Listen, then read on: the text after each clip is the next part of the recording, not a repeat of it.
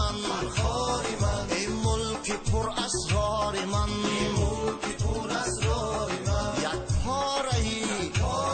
خطلان من هم گنج و هم آثار من یک پاره‌ای خطلان من هم گنج و هم آثار من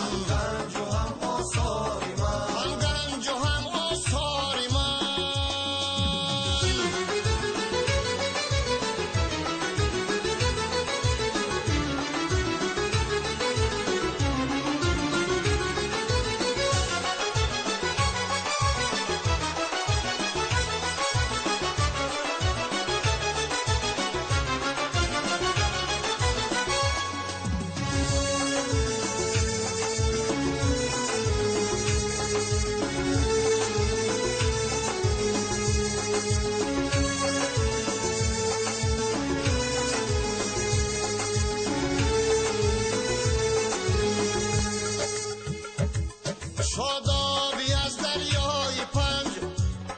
ارزد بگویم کانی گنج داری ادیب و نقطه سنج نامد فرح گویم مرنج فرخاری من این ملک پر اسرار من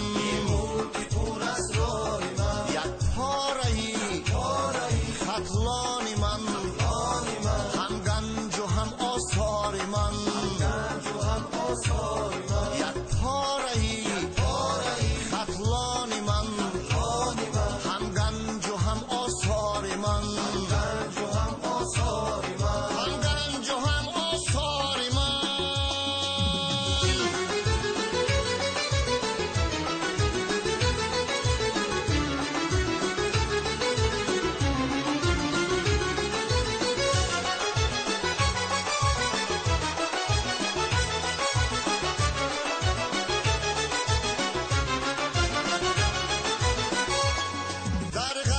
شاهی احتمت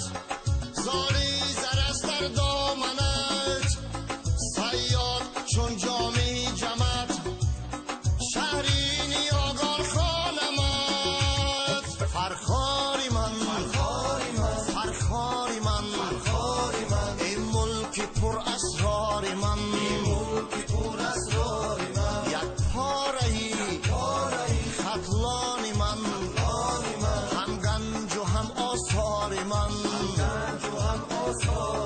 یک پاره‌ای خطلان من هم گنج و هم آثار من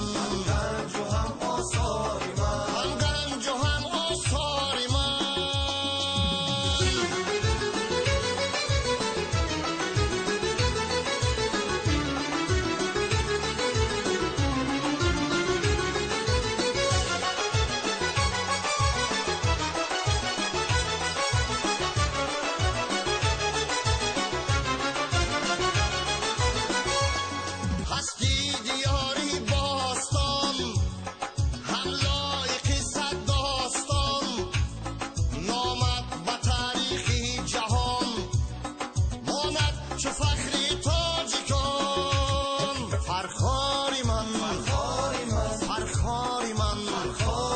این ملک پر اسرار من یک پاره‌ای خطلان من هم گنج و هم آثار من یک پاره‌ای خطلان من هم گنج و هم آثار من